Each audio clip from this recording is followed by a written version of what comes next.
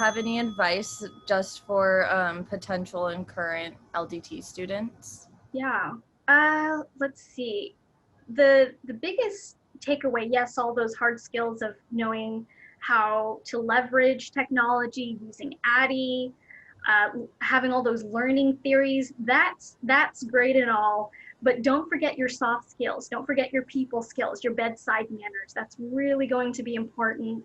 I think that much of the success might, and this is what I've heard from other people describe, but it's my the way I approach people. It's very warm. You know, I'm coming at you as somebody that wants to help, right? Yeah. Rather than somebody that is talking down to you and saying we need to do this. It's, you know, instructional design is about the psychology and the learning science, right? Yeah. Like, how do we motivate people to do what they need to do without coming top down? And not, Exactly.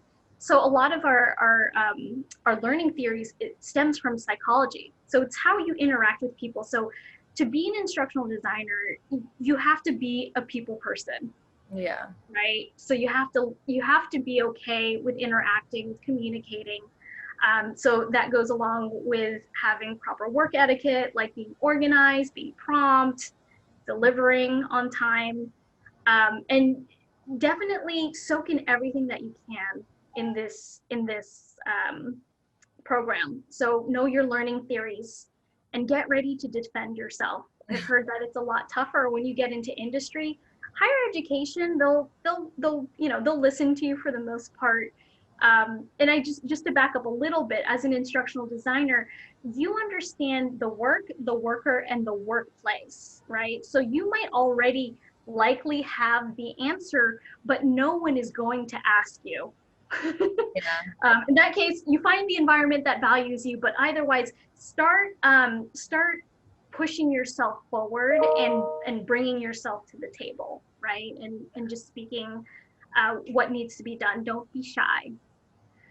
You have a lot of potential. I am pretty shy, but like this program, I agree, it's brought me out a lot. Like I've been talking to a lot more people and being more like outgoing.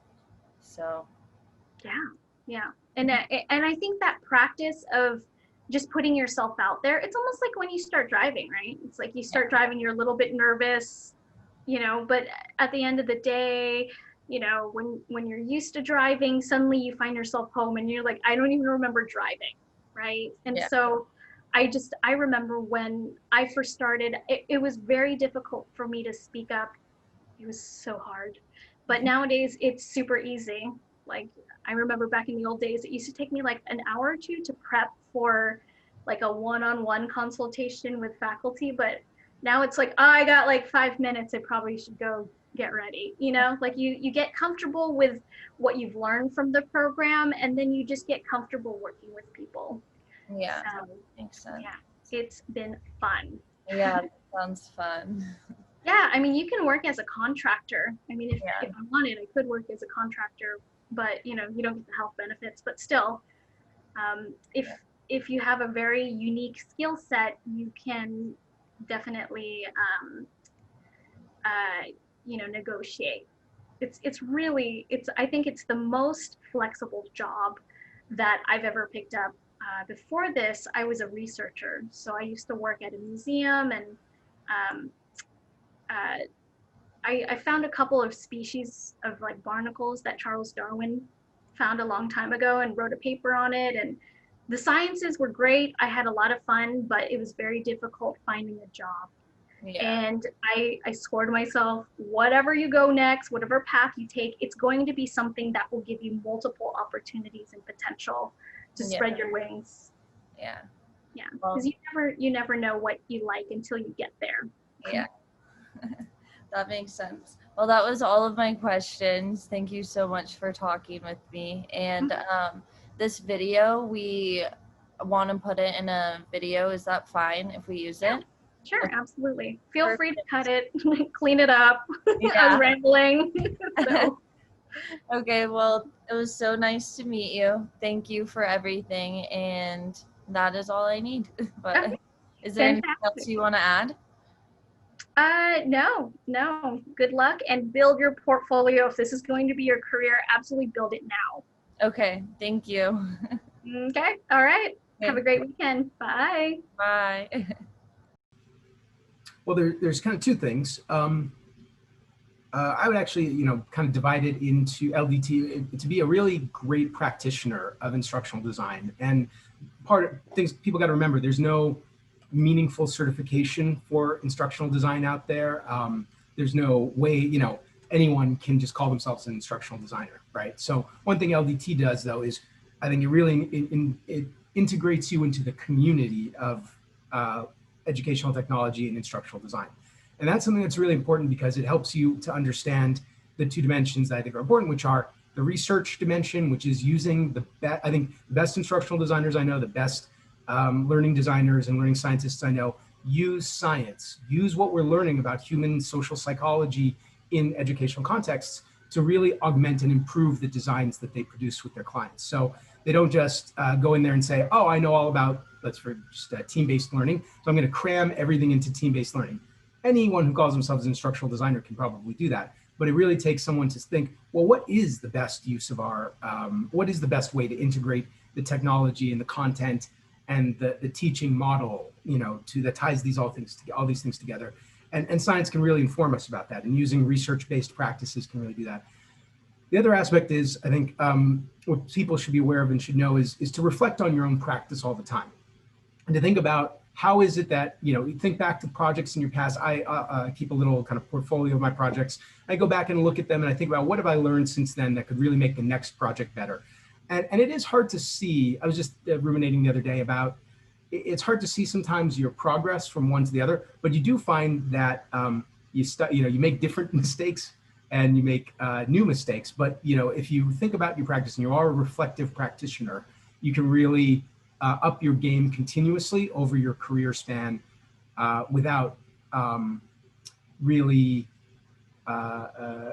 with continuous learning. You can continuously integrate new knowledge into it. So you're really going to become a better practitioner over time. So the earlier you start that, the better your results will be. So research, reflective practice, you put that together, you can build and develop a really great career.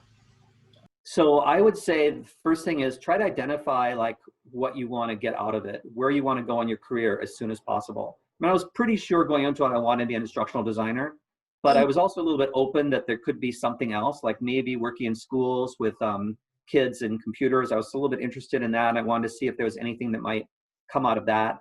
But I think the sooner you lock into what you want, the better, because then you can cater the program to supporting that. And so you can, when you do projects, you can pick projects that build out those areas for you. And you can and when you take courses, obviously you can pick the courses that will support that. So in my case as an instructional designer, I think that building out your portfolio is really important, and you can use the program to build out your portfolio. So making sure that you pick courses that produce something that you can put into a portfolio. Like, for example, one course I did, it really didn't give me, my final course, which was a 2-semester one, it ended up being a lot of putting together like design documents and trying to figure things out, and really didn't create any real content that I could have used from it.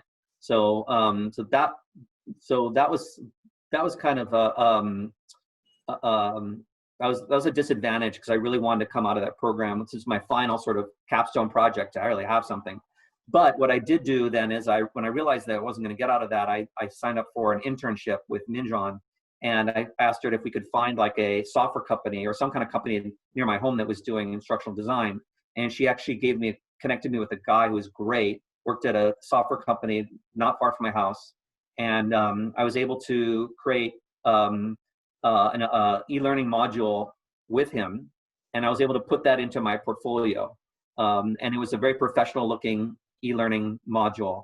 And that is what led me, that module, I could show it off to people. And every time, when you apply for these jobs, a lot of times they'll actually say, what's your portfolio website? And I could put a site that had those on it. It had my PowerPoints, it had my Illustrator, it had a lot of my projects, my gamification. But the big thing was really this one course that showed that I could create online content using, I think it was a Captivate that I used for it. That allowed me to then send that to a job for a position I was applying for at Apple, which was a contractor position. And that got me into Apple, which really helped to then get me into my job now, because then I had a name brand to build on top of. So to step back on all that, I would say find what you want to do as soon as possible. Cater your courses, build your portfolio out as much as possible, and create your portfolio site early and start adding. You don't want to be like in the last 2 months of your program and be like, okay, gosh, what did I create on that class and how can I get it in here? I mean, create a Google Sites website and start putting stuff in there as soon as you can. And then when you're about to graduate, now you can just clean that stuff up and polish it, and you're ready to go. You know, so that'd be my recommendation. Great advice. I'm taking my mental note. The good thing is I'm recording, but